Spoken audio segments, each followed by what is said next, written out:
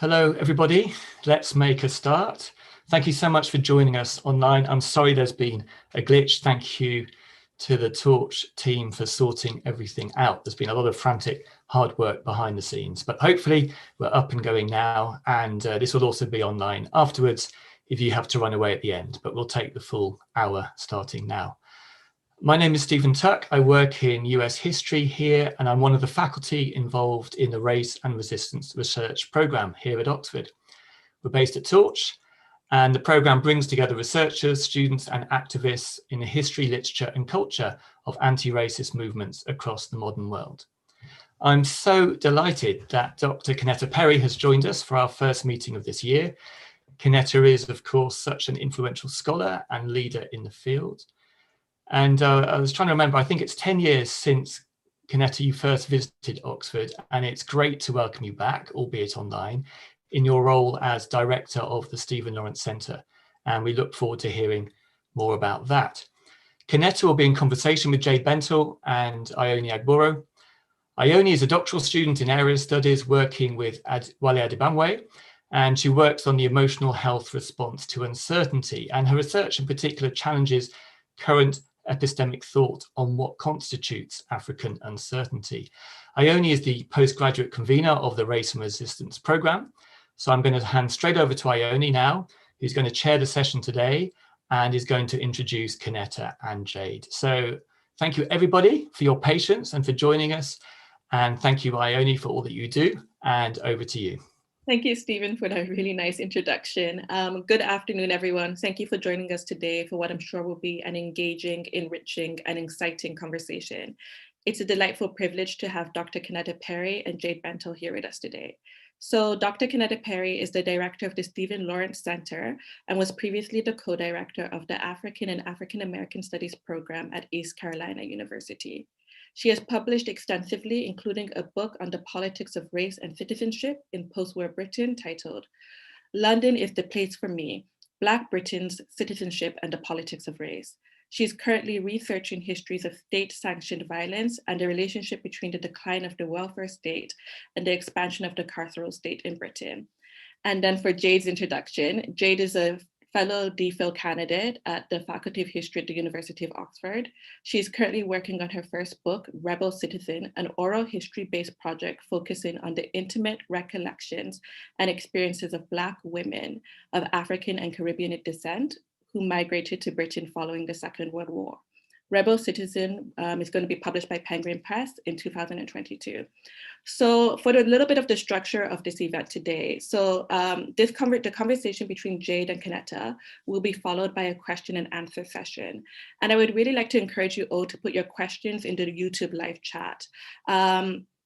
I know that I already have like a ton of questions that I want to ask both Jade and Kennetta, but I really don't want to monopolize the conversation with like questions about my own research interests and passions. So please put all your questions in and like share the space with me. And without further ado, I will now be handing over to Dr. Kennetta. Hi, thank you so much. I just want to first start and just thank Stephen and Ione and Jade for just all the work that you've done to organize this session.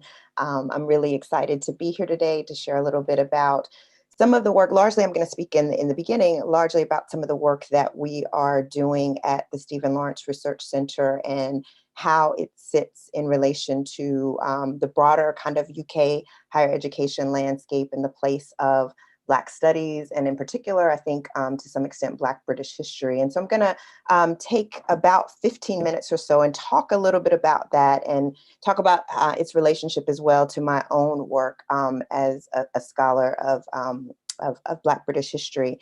I'm going to share my screen here and transition.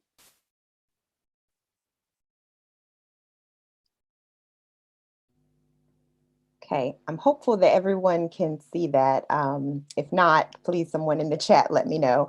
But again, I wanted to really talk about the work that we're doing at the Stephen Lawrence Research Center. And part of that work, I think, is about trying to think about the work that we do in terms of its contribution to preserving and actually making really, hopefully, a new chapter in Black British history and histories that are focused on thinking critically about race and social justice in the UK.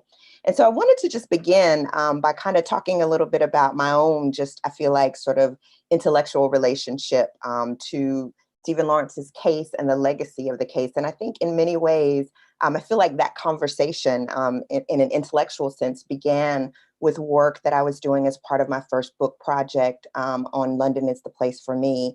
And I was writing about the death of Kelso Cochrane and the ways in which the political mobilization that happened in the aftermath of his death and its relationship to sort of generating conversations about questions of race and anti-Black racism and racial violence in particular, and the relationship between Black communities and the police. And I'll never forget being at a conference in St. Kitts back in 2004. I was a graduate student and still working on my PhD. I was giving one of my first conference papers on what would become this book.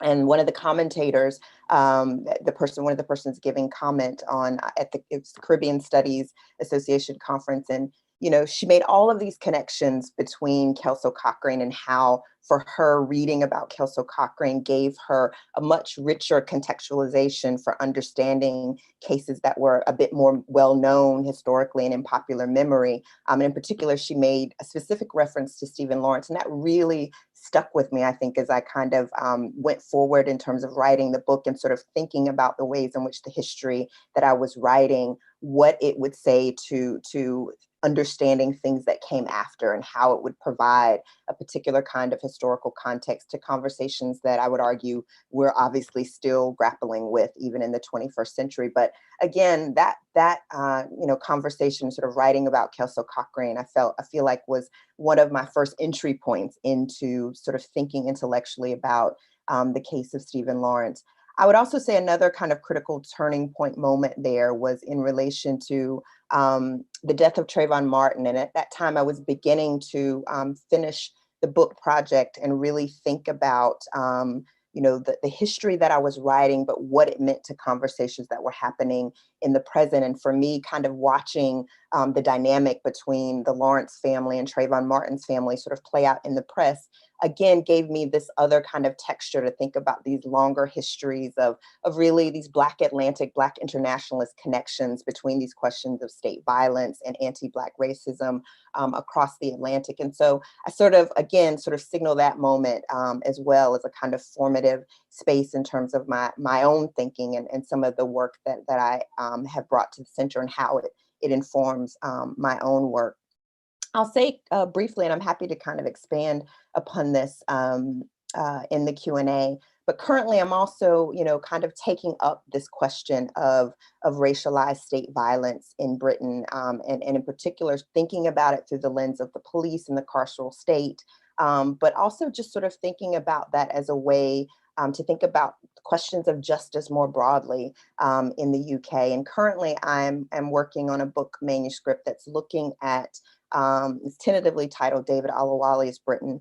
And in many ways, it does pick up some of the issues around state violence and the violence of the state as experienced by Black communities in Britain. It shows up in the Lawrence case that were opened up in that conversation that I began in my work on Kelso Cochrane in the earlier book project. But with David Alawali's Britain, I just wanted to highlight some of the themes that I'm thinking about in relation to that, which also, again, are kind of feeding into some of the work that we're doing at the Stephen Lawrence Research Center. And really with that project, one of the key things that I'm trying to sort of think about is this question of archives and what are the kind of, repositories, what are the ways that as historians, what are the tools that we have to work with to write about histories of Black life in the UK?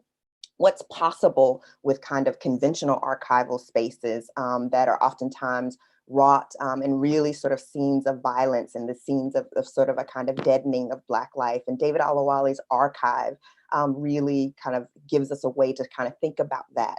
And one of the other things I'm trying to do in this book is to sort of think outside of the parameters of kind of the dominant discourse around a kind of Windrush-oriented narrative of Black British history. And I think, I'm not the only person that's sort of trying to open up that conversation. I think there's a lot of new work that's coming out and trying to sort of think regionally and think geographically and think locally and spatially about Black British history, and sort of trying to think beyond London-centric narratives, trying to think about different periodizations, trying to think beyond the Caribbean as a way of thinking about Black British formations, particularly contemporary Black British history. And so David Alawali is someone who very much sort of challenges a conventional Windrush kind of narrative that we see in circulation, you know, in different ways, even in the aftermath of the so-called Windrush scandal that kind of got a lot of attention beginning in 2018, which is again part of a much longer history.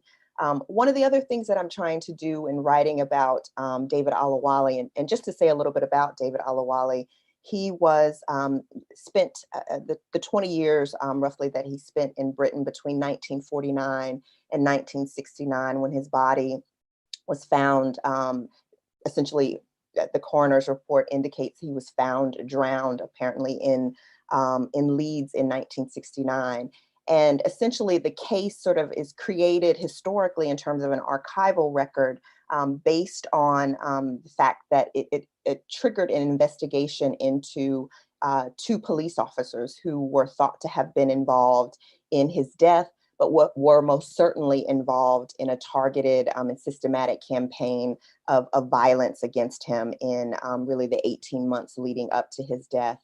And so he spent the majority of his life homeless, unemployed, and really sort of someone who gives us an insight into kind of the failures of the welfare state during the 1950s and 1960s. And so I'm trying to sort of think about how someone like David Alawali kind of interrupts our kind of conventional narratives about who the Windrush generation is and what was their kind of trajectory in terms of life in Britain.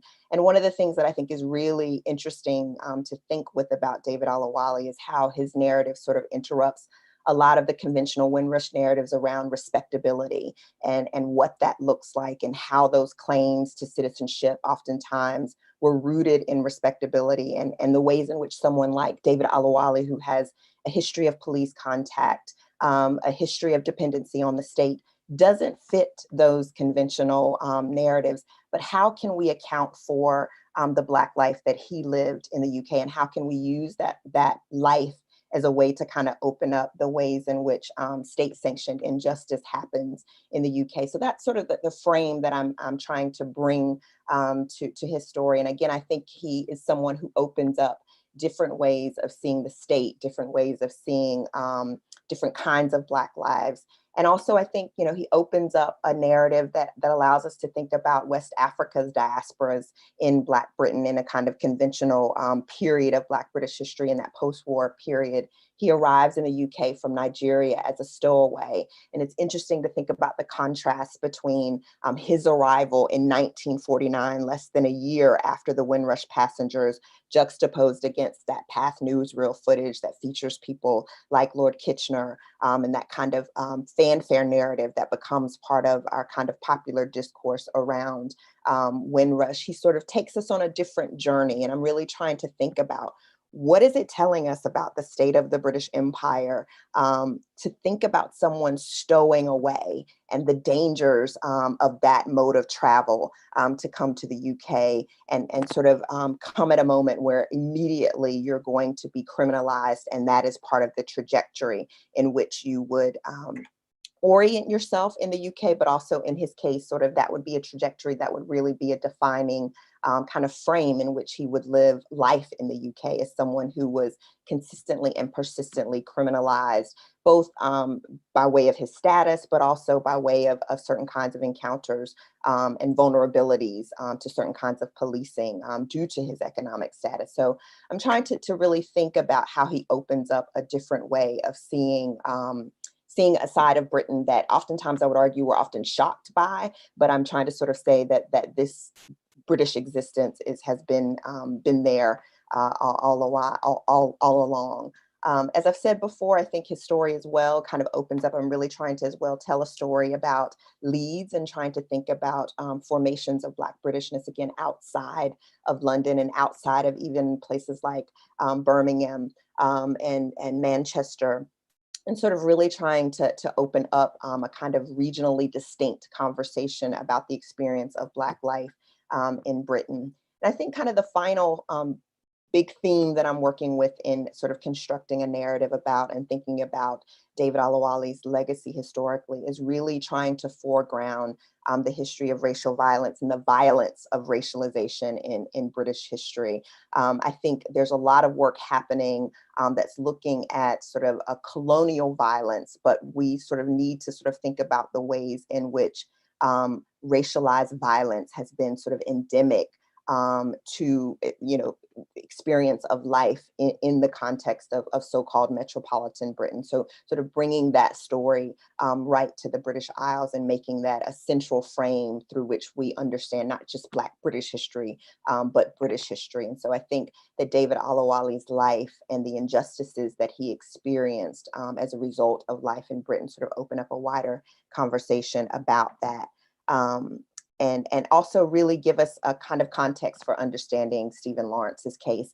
And so I'm going to just talk really quickly about some of the work that we're doing at the center and the part of the launch. I'll sort of say that we consider ourselves a really unconventional research center.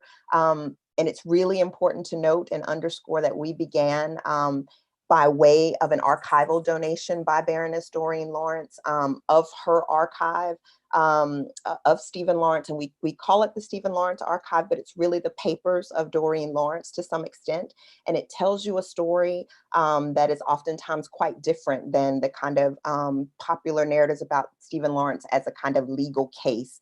It opens up a way of seeing Stephen Lawrence as a person, as someone's son, as someone's brother, in terms of the archival collections that were used to launch the center. And as a part of that, we have an exhibition space that's built on the archive there that kind of takes you through a timeline of his case, but also the significance of the case.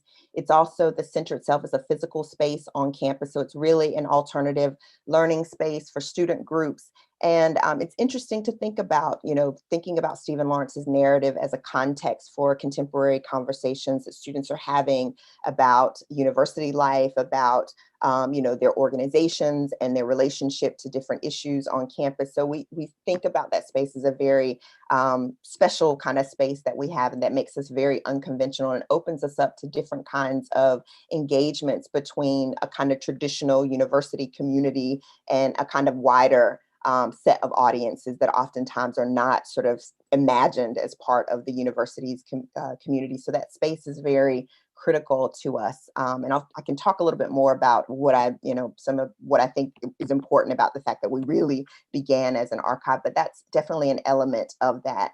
And we also don't take for granted that we're an unconventional research center in the sense that we are operating under the powerful legacy of Stephen Lawrence and what that means, and sort of really thinking critically about how that legacy informs the type of work that we do, but also the ways of working that we employ within the center. I'm just going to highlight these. All of this information is available on our website, but we have 4 target areas of research that are looking at histories of underrepresented communities in the UK. We look at the politics and practice of institutional racism, denials of justice, and the social psychology of racial violence. These are very broad-reaching, overlapping categories. I typically talk about them all the time as a sort of framework that we are working within, but really it's about the people and the communities that we engage that will bring life and meaning to these research target areas. So these were sort of set as a kind of framework for the center, kind of building from the legacy of the case,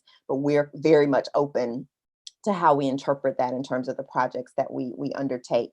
I'm just going to quickly say a little bit about some of how we're thinking about the center and its relationship to really putting Stephen Lawrence's legacy into action. And I think some of the things that we're trying to do is really kind of think differently about research. We're not just an unconventional space, but we want to think differently about research and thinking about who a researcher is, what constitutes a legitimate research, the why and the how of our research, the sustainability of the impact of our research, and sort of thinking about that on the front end as opposed to the back end, and how we engage with different audiences around our research.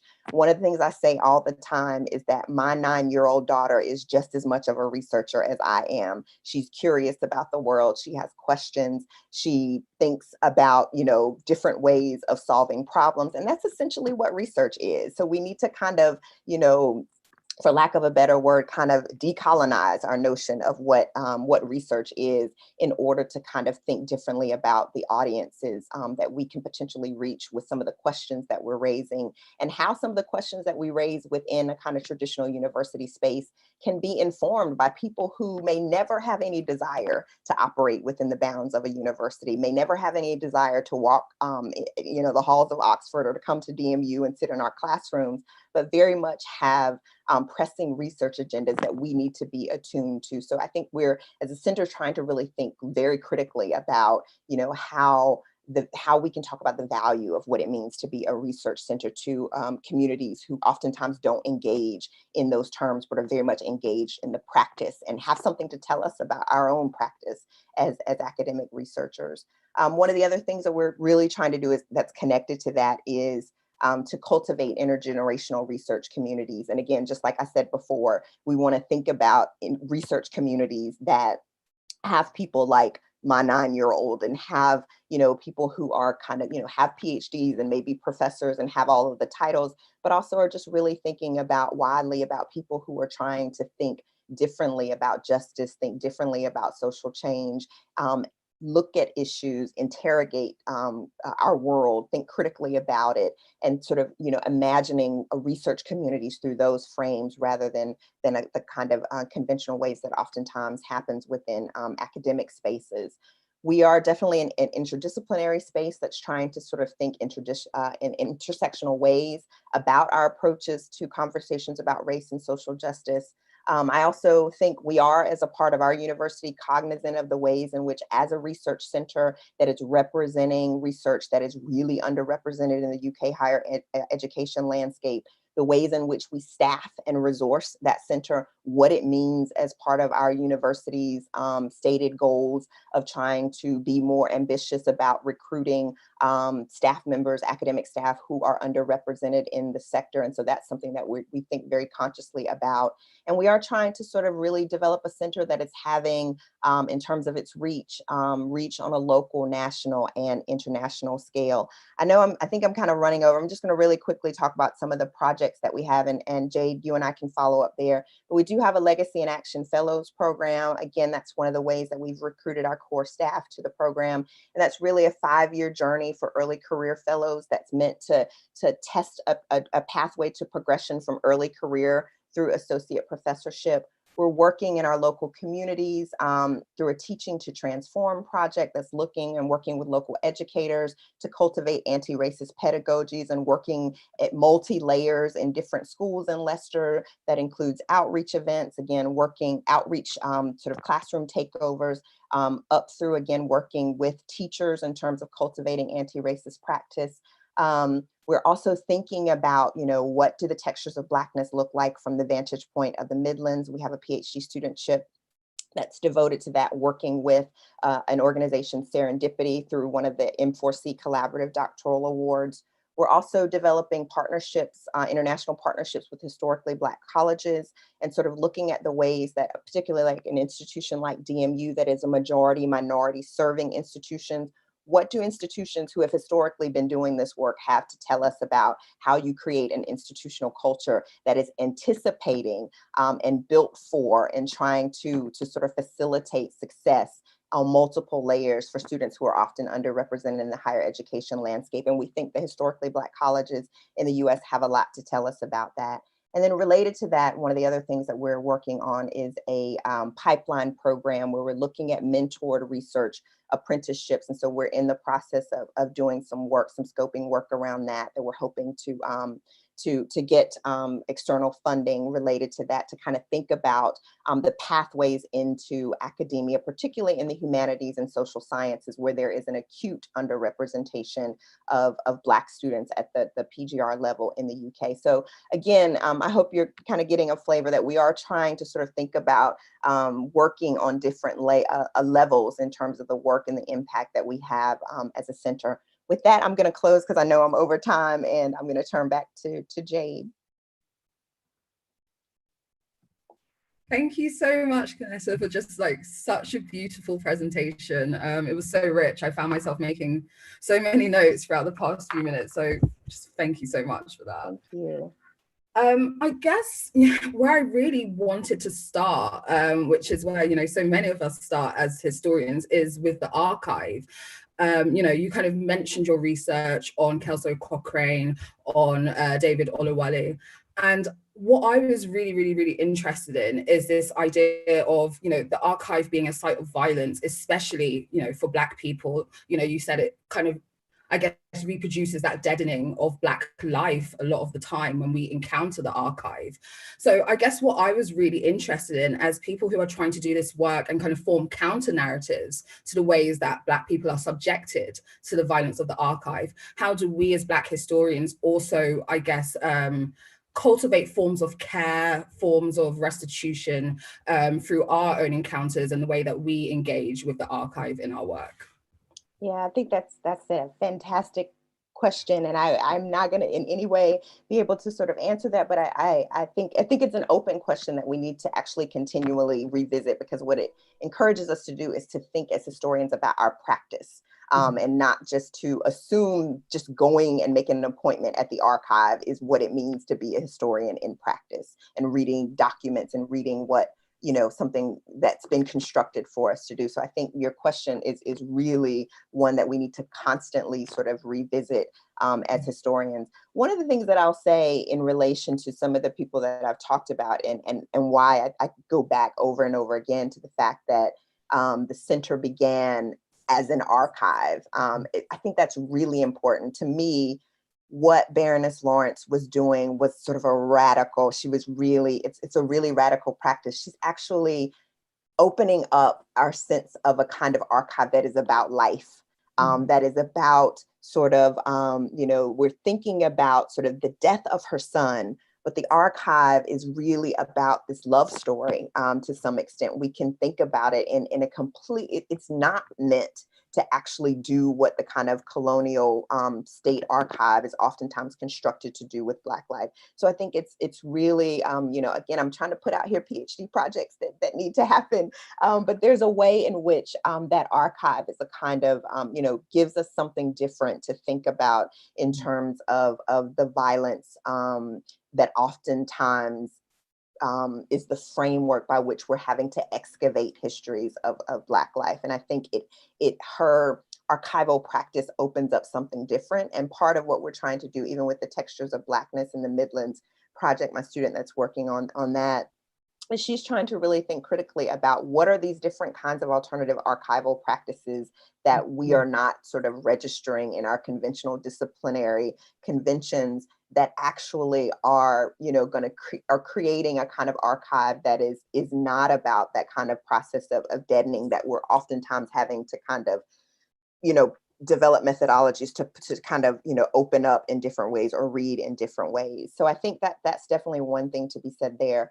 I will say in relation to David Oluwole, I am acutely aware that I am working within an archive that is rooted and steeped in, at every layer, violence, and reads him through the frame wholly of his criminality.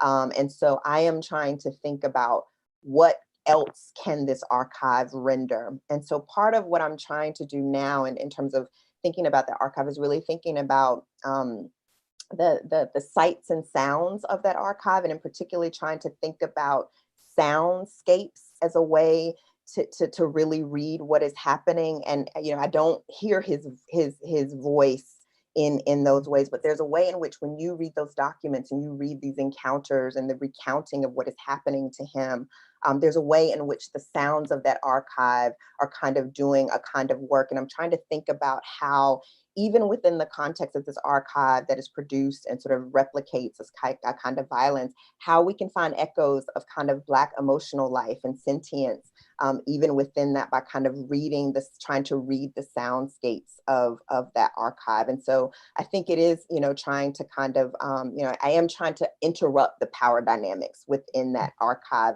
by thinking about how I encounter and engage with that archive. So it's an open question for me, because especially, and I think it's one that David Olawale's archive, for me, working with that is very much a project about historical practice as much as it is about trying to talk about what we can and cannot recover about his life. Thank you so much.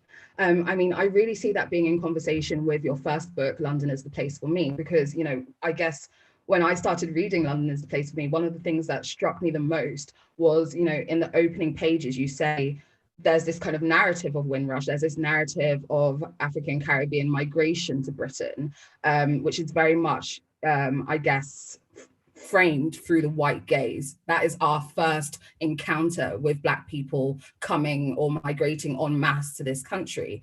And, what kind of struck me is you using these different forms of, I guess, archival material. So, calypso songs, photographs, narratives of Black migrants themselves, which really, I guess, reshapes and is a really powerful counter to that official history. One of the things that also kind of struck me listening to your talk is you talking about the official Windrush narrative that is also kind of telling a very specific story of Britain and how people like David Olawale disturb, fundamentally that narrative that has become very built into state institutions in this country. So I guess what I wanted to ask is, what are the stakes of disrupting that narrative, and what might, I guess, focusing on people, on historical actors such as David Olawale produce in terms of our own engagement with things like citizenship, with, the history of this country? Yeah, I think that's, again, an important question, and one that I'm trying to think about as part of that project. I think, particularly for me, I think about, just the kind of narrative of that emerges in the Windrush scandal, and it just used to this kind of meritocracy, almost like we have to be outraged that this is happening, because the narrative of the people that this is happening to is because these were the people who did it right, and that it is only this sort of our outrage, and that this kind of injustice should only be resolved because these people they did the right thing. They were, the respectable, that sort of, and I think that kind of narrative of respectability, and the fact that, obviously that respectability doesn't save you anyway, but that it was never that anyway as well. Like that was sort of never that kind of narrative of citizenship. It was always endangered. And I think David Olawale gives us a rude awakening to that, in a way that I think, can allow us to make room, and I think kind of understand and historicize, when we see things like Windrush scandal or Grenfell or, Belly Mujinga, like it just gives you a different, you're just not, I think that's the other thing too, it's the fact that the narrative of being shocked, this is shocking, it's just kind of like, actually, this is by design. And I think that is the importance of why history, I think, matters in terms of providing that context to sort of interrupt kind of how we are making sense of the present. If we are much more rooted in the kind of the way in which, this is kind of the state of play. And I think David Olawale allows us to kind of see that in a way that that oftentimes goes very much unseen. And so trying to kind of bring someone who was really, I'm trying to even think about, the notion of citizenship. And I'm just sort of saying, how do I write about someone who's not even, can't even talk about him as like second-class citizen, that he's just sitting somewhere else because, you don't have a home, literally, like, your body is subjected to the street always. And so trying to kind of think about what that means, but yet you do have a claim to citizens. So it's like I don't discard the language of citizenship. I think it's still useful, but how do we hold both of those realities? So I'm not sure if I completely answered your question, but essentially I think that's what I'm trying to kind of get at. And I think that history that we tell about people like David Olawale, for me, it very much is a history that is in conversation with how we make sense of what's happening in the present. Yeah, absolutely, absolutely. I mean, I think in terms of citizenship, what is so interesting is that it's a kind of elastic category that, you know, excludes Black people in different ways at different moments in history. So, you know, that kind of, I guess, I call it the conscription of Black people into the category of citizenship. And then obviously, once you get to 1981, once you get to these new kind of nationality bills, that kind of stripping away of citizenship once again to kind of feed the kind of interests, the libidinal appetite of empire. So yeah, I'm really excited for your work on David Olawale. I think it's going to kind of fundamentally disrupt the way that this history has kind of been formed. And I guess the kind of culture of respectability, like you said, around this idea of citizenship. I guess in that vein then, you know, kind of moving more towards your work with the Stephen Lawrence Research Center, I was kind of wondering, you know, you kind of spoke about it at length in your talk, but what are the ways, I guess, as a field in general, Black British Studies can remain engaged to and accountable to our communities, both within and beyond the academy? Yeah, I think first and foremost is, and we're, I think in our work, trying to think critically about this. But I think we have to definitely interrupt the notion that there is the university and then there is the community that we need to figure out how to engage. It's never, they're always bounded together. If you think about, I mean, I think about when I show up at work, I bring all that community, all that stuff that the university thinks is outside of the community, that's coming with me. So, you know, so to even have that premise that there's a kind of, you know, external, and I think even that kind of notion is something that we kind of need to interrupt, because I think, you know, even in terms of, you know, we've been thinking a lot about like partnerships and, you know, all of this kind of stuff, and what is our role, and, you know, if we're working with different community organizations, and like what does that look like? And sometimes, you know, I'm just, you know, when and I think the other thing too is listening, and just, you know, I was sort of struck, we were working on a partnership with a local organization, and they were just like, we don't need you as researchers, we need access to the library. Like, we, you know, that's what, you know, and we, you know, sort of trying to think about how the university can sort of leverage and kind of reorder traditional kind of resource allocation within communities, and sort of what is our role in that, you know, and how can we kind of be a part of those, and brokering different kinds of relationships within communities to sort of advance interests that aren't maybe necessarily the university's first and foremost, but if the university sort of becomes, you know, can become a kind of piece of capital that can be used to kind of leverage and interrupt things. And so I think that's definitely what we're trying to think about. I also think, you know, the question about sustainability, and that it's not sort of a one-off sort of thing. I think about some of the work that we're trying to open up with local schools.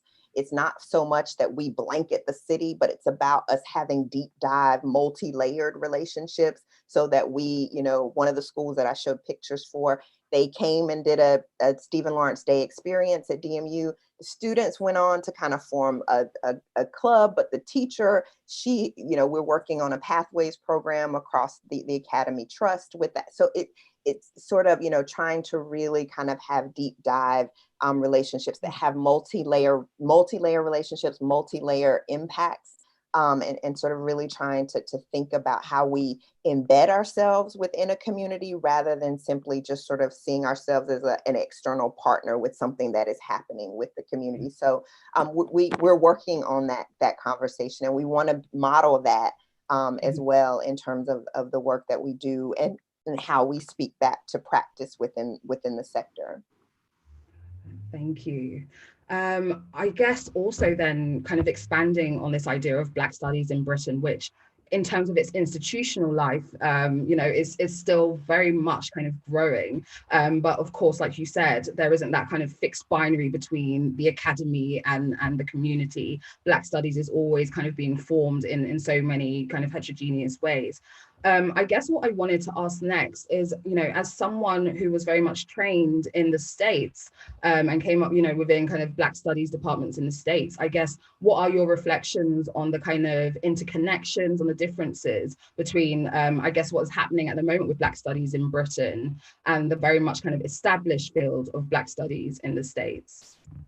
Yeah, I think, there are a lot of things to think about in terms of, I think, if I were to kind of comment now, I would say, we're entering a new chapter in terms of the history of the institutionalization of Black studies and Black British history in particular. In the UK, obviously, where you see positions, at places that kind of give that legitimacy, like Oxford, and that give legitimacy to the fact that this is a recognized field in the academy, and that's something different. I do think it's important to note that Black studies has been present in the UK Academy.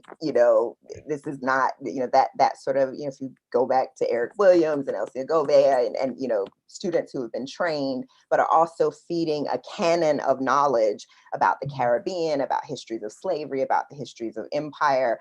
So I think that that's important to note. There have been, West African Students Union, Black and Asian Studies Association. There have been, these kind of, that field has been there, supplementary schools and sort of all of those sorts of things, I think, are connected to the ways in which Black studies has operated in the UK well before that. But I do think, with sort of seeing, programs like the Black Studies program at BCU, Karen Salt launching the PhD program in Black Studies at Nottingham, centers like our own, and seeing, organizations like, taking on these issues around Black student funding of PhD studentships and things like that. I do think we're dealing with sort of a different chapter. I think one of the things that's interesting that I'd love to see more of in the UK is that, yes, we're having sort of universities get on board and seeing programs like, MAs in Black British history and things like that, and positions attached to it. I do think, if you were to make, I think there's some other things that could be, there's some kind of parallel institutionalization that I'd love to see happen in the UK. It doesn't have to look like the US, but I think about something like the Association of Black Women Historians, that for me, that network was critical, just as critical to getting my PhD were the networks and going to the Association for the Study of African American Life and History, which is kind of like a Black historian's homecoming, every year in the US. But what those spaces mean as spaces of kind of extra institutional validation of the scholarship that we're doing and the networks that are built off of that.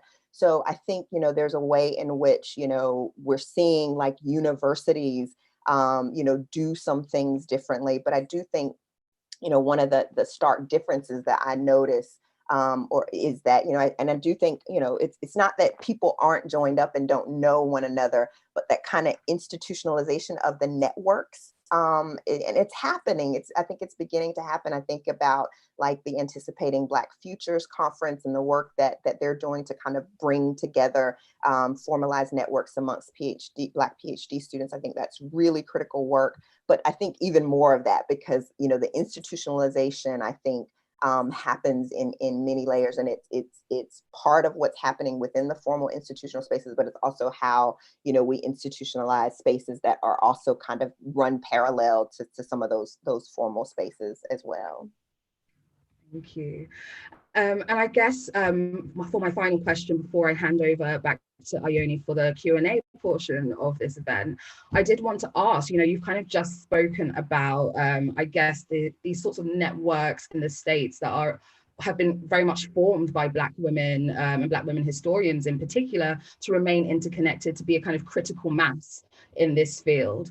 I guess what I wanted to ask you is, how do you reflect on your own experiences as a Black woman academic in, you know, the British Academy, especially within the context of, you know, I guess what is emerging within public discourse or public discourse amongst, I guess, Black scholars anyway, is, you know, the kind of precarity that is produced around Black women academics, and the kind of labor demands that are made of Black women academics at the moment.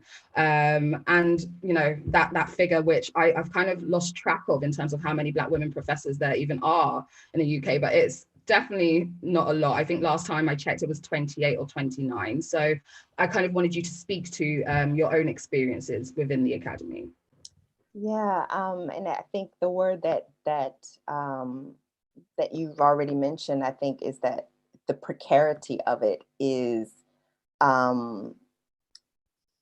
it is just felt in a very profound way. I think, you know, if I were to think about just outside of formal structures and compare, obviously I'm comparing a lot to the US here, but if I think about things like tenure in the US and what that means, that you can get to a stage where your job is no longer, you know, potentially something that can be made redundant, you know, outside of, you know, doing something incredibly massive, and that kind of structure doesn't exist, and what that means for people who are doubly, triply, quadruply, over and over compoundedly marginalized within within the sector, and what that means to even reach the rank of professor and still have to worry about your job.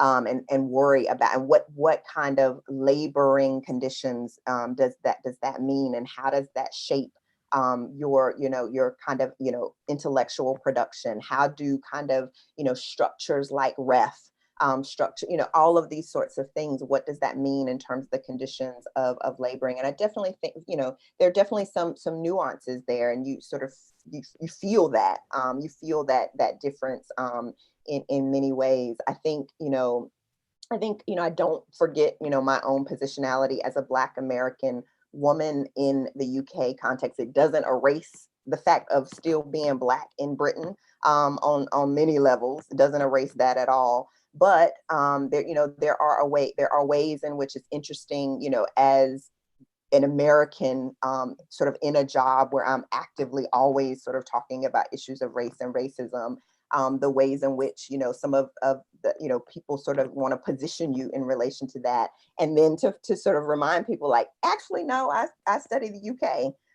You know, it's, you know, and so so that's really, you know, like I said, that's definitely been sort of interesting in terms of the ways that, you know, you get sort of positioned around certain kinds of conversations, because there are particular kind of dominant scripts about American racial geographies, and how, you know, and how they sometimes, you know, project kind of sort of getting back to what I've written about before, this kind of mystique of British anti-racism is held in place by the fact that Americanness, or Americans bring this conversation to race, about race, to the UK. And so, you know, they're definitely sort of picking up on some of that. And so I'm, you know, still sort of trying to, you know, it's been about, you know, 2.5 years. And so I'm just, again, very aware of positionality within some of those conversations, and what that means, and how to kind of, you know, think about navigating that. But I will say, I think the stark difference is that question of precarity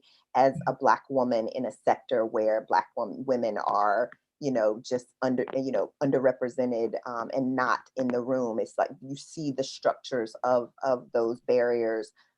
They press down in really telling ways, and they don't dissipate, it seems, no matter how far you're kind of moving. And so I think that is one of the things that I am, not that they ever dissipate really anywhere, but there's a way in which, you know, yeah, the differences are quite kind of clear and stark.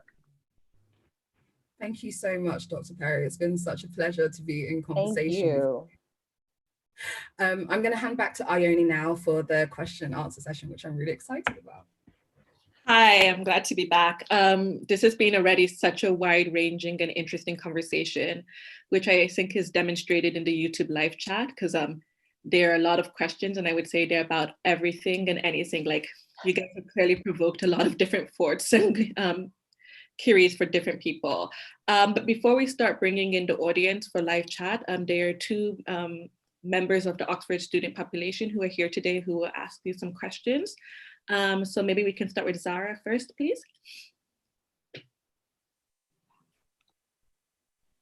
Hi, I mean, I've really enjoyed all the discussion and the particular narratives that have, cropped up so far. I feel like my question's already been kind of asked and discussed to a certain length. It was kind of regarding positionality and the plurality of the Black experience, specifically kind of challenging the centrality that Windrush has to the pedagogy of the Black British experience. And I wanted to kind of relate it specifically to my own experience as a Black history student, or like a Black student that's been taught Black history. Usually I find that the schooling experience falls between these two camps of like slavery and African-American experience, and more recently, the Afro-Caribbean and Windrush experience. And essentially, I wanted, my question was like, how do non-Caribbean scholars slash people or people that want to research into the Black British experience expand on these narratives as belonging, race and citizenship without decentralizing or playing into this dichotomy of central slash periphery in terms of like the importance of Windrush? So essentially, how do we effectively pluralize the individual narratives of Black British identity whilst also appreciating the hybridity which occurs in this space? Sorry, it's very long. And I also wanted to kind of specifically refer to the farming of West African children in like the late 1950s, 1960s.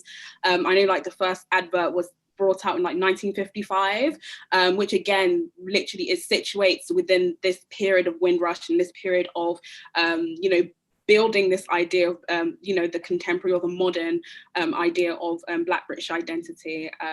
And also, how does this new interracial dynamic, of belonging in these spaces of identity, commonwealth, and dual consciousness. So I'm sorry, there's a lot going on there, but these are kind of like just the questions that are cropping up.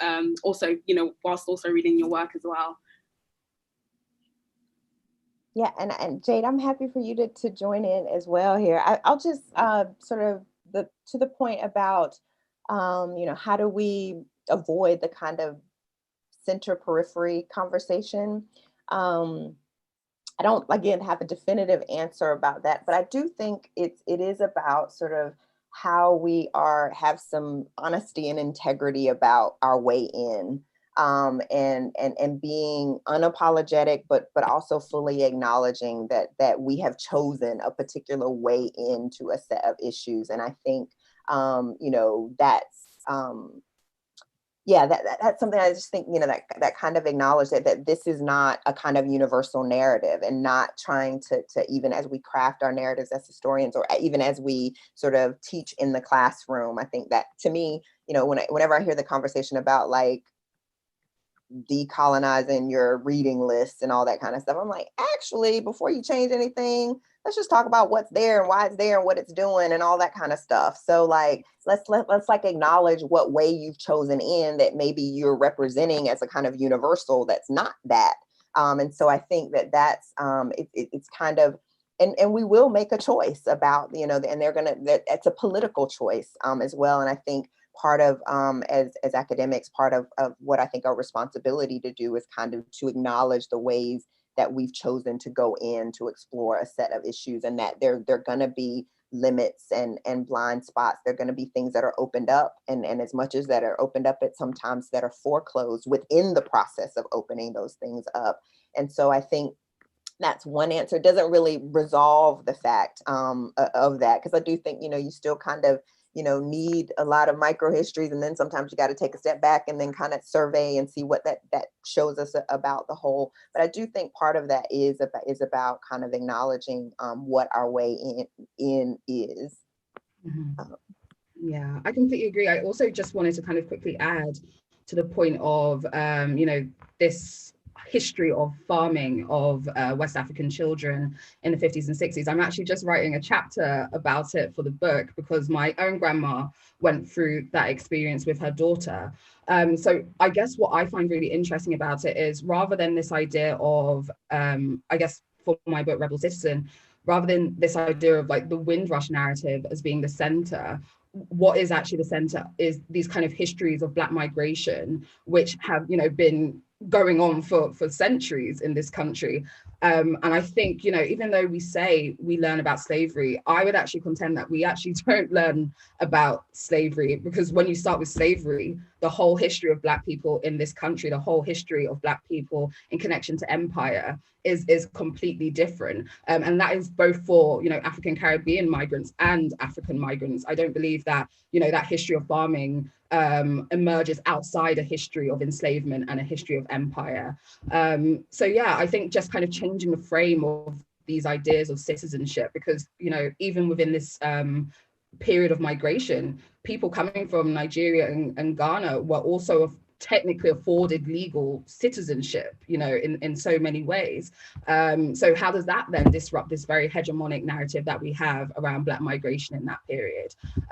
So yeah, I think that, you know, kind of challenging this idea anyway, that there are kind of like central figures and there are kind of peripheral figures, is really important. And for me, speaking to both African and Caribbean women, and sometimes, you know, both people who have both heritages, sorry, I'm stuttering, heritages, I think seeing the interrelatedness between both of them is really key, rather than them being kind of like separate histories here. So yeah, that's my kind of, my little addition to this. Thank you. Thank you. I really enjoyed that. Thank you. No worries. So maybe then, Kane, would you like to ask your question before I start asking the audience questions? Yeah, I'll try and be as quick as possible. But I'm a first year MPhil student here, and thank you so much, Kenneth and Jade and everyone else. It's really, really interesting, engaging, and I was particularly moved by you know, Kelso co-train, and I had been in previous work. I had been of my work arguing that the response to his death was just as important to the the nature of political organization during the British Black Power movement as the, you know, the visits of Stokely Carmichael, and I think that the fact that I reference you so frequently probably helped put some credibility behind that argument. So thank you for that. I guess my kind of tenuously linked to that, my question is about what actually is constitutes as Black British history. I think we've kind of considered the Black part quite a bit, but maybe not as much with the British part. You know, and I think with London is the place for me. You deal quite critically with the demographic realities of who comes here, which I think is at odds with some of the more landlocked analysis of Black Britain, which is they get here and now it's important. And I think you moved away from that, and rightly so. But it does kind of beg the question: when does Black British history begin? Where does it end, both geographically and temporally? So a really small question. Not a small question. No, I think that is a question that I'm really interested in, and I think we need to open up. And I'm glad that you said both when and where. Because I think part of what I was trying to do in terms of historicizing the notion of citizenship for Black people in the so-called Windrush generation, for me, it's a question that begins within the context of emancipation.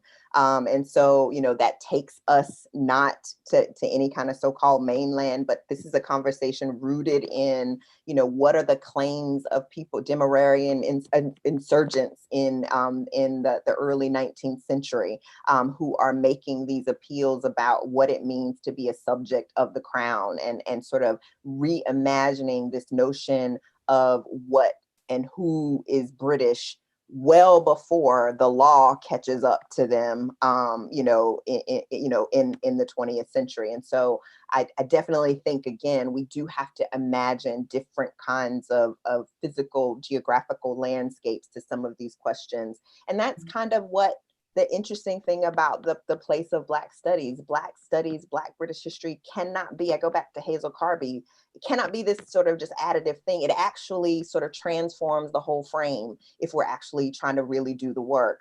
And I think that's one of the things that's really interesting about what the thinking about the kind of, I think really protean category of Black British studies or Blackness in Britain and Black British history does is it kind of is meant as a frame that allows us to think differently about, you know, what are we talking about here when we're talking about, you know, British history? Where is that? When is that? What are the, and I think it throws all of that time and space into it kind of disrupts all of that, and it forces us into kind of a different way of marking and knowing and categorizing and classifying and finding a language around those sorts of things. So I think your question is incredibly important, and I actually want to see us develop a really capacious category of whatever Black Britain is, because I think it's a way of opening up, a way of asking certain kinds of questions, like a, you know, rather than a thing,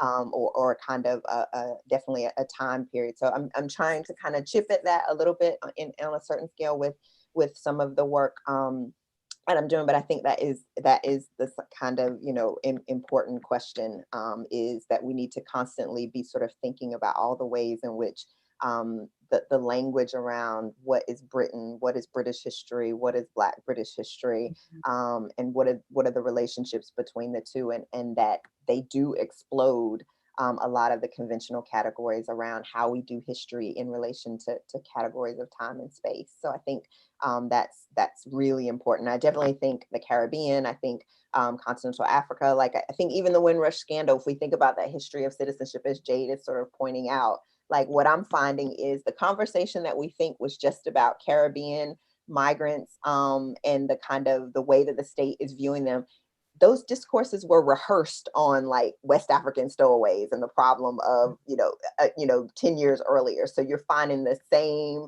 kind of protocols being remapped to a different context. And so you can't really study them separately, as Jade's already suggested. And so I do think it sort of thinking about the category kind of explodes our normal geographical and temporal boundaries.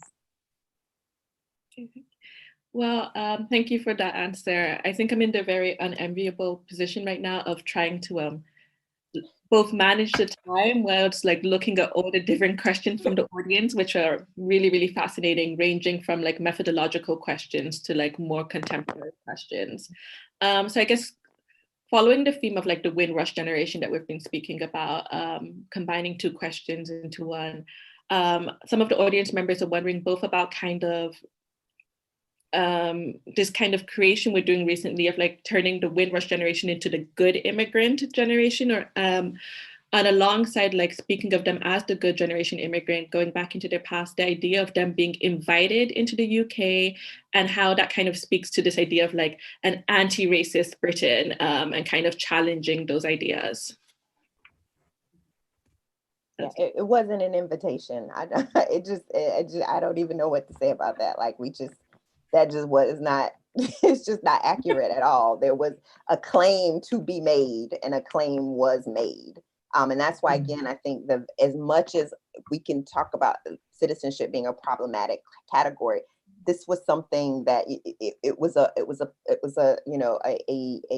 strategic ability for people to actually lay claim to something that they had been doing well before then. In terms of laying claim to this idea of being part of an empire and being part of whatever a notion, or imagining even a multiracial sort of trans-regional, transnational notion of British citizenship. But just this conversation of being invited is just, it is just not. But yeah, and to the bigger point, it does sort of help to create that narrative, and so even that language is actually serving a narrative about this kind of almost this benevolence, this narrative is sort of new abolitionist narrative about like, look at what we're doing for and so it just kind of is kind of a retrofitting of a kind of old well-worn narrative that was never rooted in any kind of historical reality that I think most Black people in the empire would recognize. Yeah, absolutely. I would also say, in terms of that kind of narrative of, being invited, it's very much speaking to what Dr. Perry was saying earlier about this kind of history of respectability around, citizenship. And I think what's kind of particularly useful for me when I kind of analyzing or kind of talking about these histories of Black people and, you know, our relationship to and interactions with British Empire. It all kind of, once again, goes back to slavery. You know, Black people have been used time and time again to kind of fulfill the demands of racial capitalism. And we see this not just within this encounter post 1948, we see it within the First World War, we see it within the American War of Independence. There are so many ways that Black people's bodies have basically been used to provide the capital for this nation, for this empire. So I think, you know, thinking about this within the context of racial capitalism really disrupts this idea of being kind of invited by the empire. No, I agree. I really agree with that. I definitely also think that you can see that narrative of like respectability and being invited deployed in so many European metropoles, both with their Black populations, their Turkish populations, and like different populations of like this respectable immigrant who has been invited. But really, you can really problematize that, and then how they kind of weaponize that and use that to contrast it against like the new uninvited immigrant, which is a little bit ridiculous. And then I think another question that we've had from the audience, it speaks more to like what we were talking about earlier on in the conversation, which was more about like education and pedagogy. So James Allen asks about the idea, if you could speak more on the idea of anticipating the needs of unrepresented students in educational settings, particularly Black students, versus what we often see within educational policy, which is this very like knee-jerk reaction.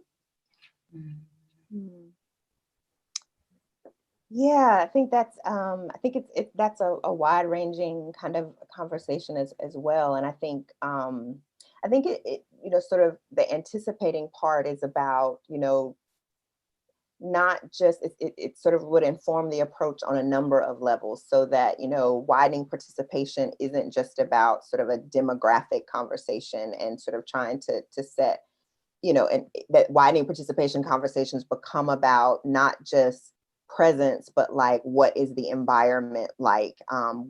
What, you know, even down to, you know, when you are going through, you know, the professional training, the PG cert and PG caps, I cannot keep them all straight, but like whether or not, you know, even that is informing, you know, are we having those kind of conversations as an institution, anticipating the fact that like our you know, that you know, there's going to be a racially and ethnically diverse classroom setting, that people are expected to be able to engage and to think about, you know, what it means for the material that they're going to be working with, and anticipating some of those conversations. And I do think you know, there's a way in which, you know, colleges who, you know, were historically founded to actually widen participation for certain groups who were excluded in higher education. I think, you know, some of the things that they do around that are quite interesting. In particular, I do think, like, for instance, a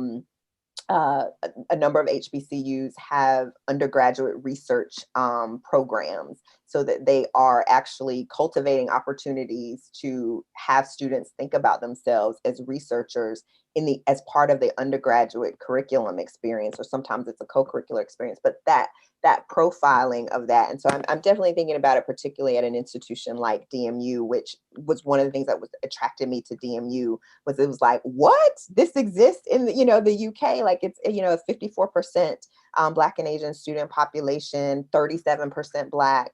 And it was just like, wow, you know, that is just, and I think that's thinking about the center in that kind of space as well is really, really important. But again, having that conversation where you're that that's not just a thing that has happened, but a thing that we actually are trying to build our institution to expect and anticipate and be responsive to. I think there's a lot to be learned about that. And I went to a historically Black college, and so I don't have all the answers about how they do it, and I don't think it's like a quick and easy formula. But I mean, I think it mattered that, like, I had Black professors, I saw Black knowledge producers, and that wasn't like exceptional.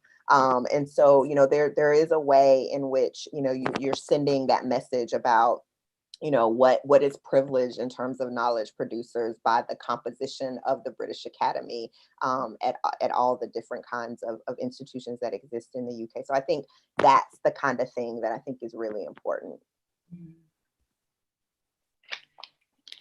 I think, yeah, you can't say it better than what you just said. It's like, it's true, like what you see really determines what you think is possible on some level. And I think, yeah, the composition of what you're seeing both in the academy in terms of who's teaching in the academy, what you're reading, all those type of things are very, very important, which is, I guess, why Jade and I are working very hard to get our PhDs to hopefully. Yes, I will add one other thing about what's happening in relation to, and I'm going to talk specifically about history, is, I think it's really great that we are seeing a number of positions in Black British history. But I also think we have to reckon with the fact that the British Academy has not trained. There's been, and particularly in history, I'm struck by, people who are historians doing the work, but couldn't get a degree in history because history departments weren't doing that, and there was nobody to supervise. And this is a generational issue. And I think, as much as the positions and are really great, I think there's a bigger reckoning that we have to have about, what does it mean for a department to really think about, okay, we have this position, but who've we trained to actually apply for this position? And so I think that that's definitely one of the things that is an ongoing conversation, that it's about the positions are really great and everything. And I'm really excited about that. But I think there's some bigger sort of systemic issues that we have to kind of grapple with, to think about and sort of back up what's created the conditions whereby, these positions have been, are cropping up in the way that they are. So as much as I'm excited, it's like I also definitely want to see that that bigger kind of conversation about how we think about just the state of the field and the state of play in terms of the ability to have a kind of robust group of people who are part of that field of people that we want to see, that have been sort of come up in the British education system and are now part of that pipeline into the academy. Yeah, no, I agree. Like, the pedagogy is so important. It's the training and everything that leads up to the people who are in the position, because you can create the position, but if people are not trained correctly, or if do you feel Black students or ethnic students in the United Kingdom don't have the opportunity to like study ourselves and study these issues in a critical way, then that leads to issues later down the line in what is being taught. Wow, I have to choose one last question, and I have to admit this is really difficult for me. I feel a little bit paralyzed, but I think I am going to choose the question about memorialization.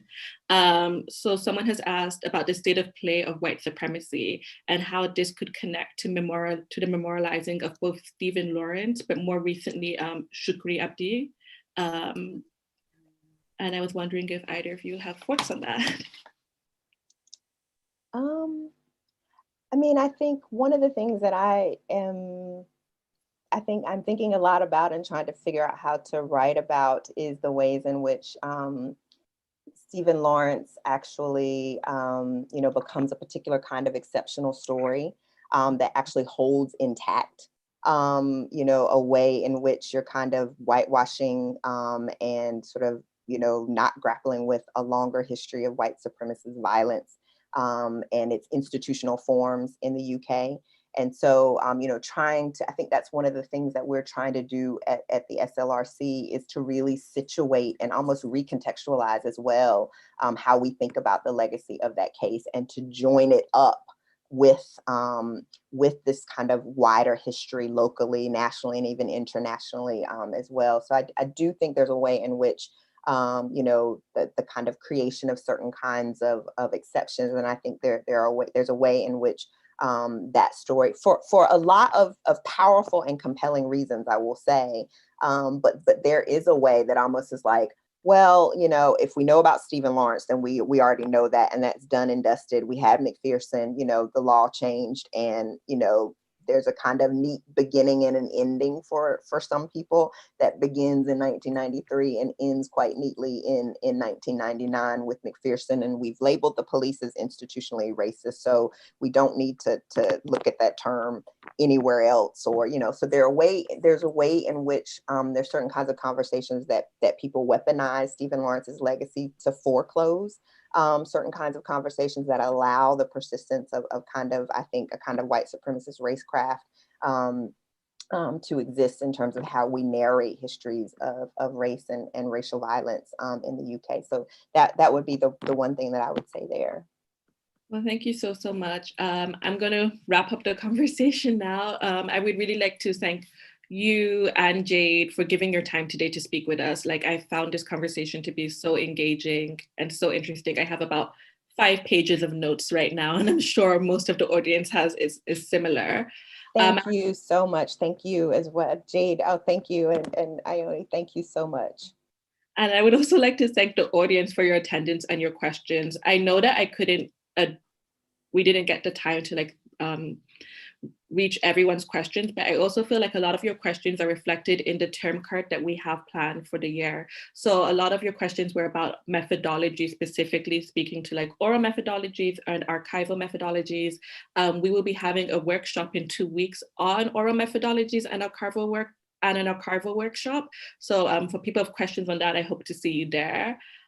There should be a mailing list that you guys can all join in the YouTube description. So if you join the mailing list, you'll be informed of all our events going forward. And yes, just thank you once again, Kennetta. Thank you, Jade. Thank you. Can I plug something really quickly? We have an upcoming webinar at the Stephen Lawrence Research Center. Jade's going to actually be one of the speakers.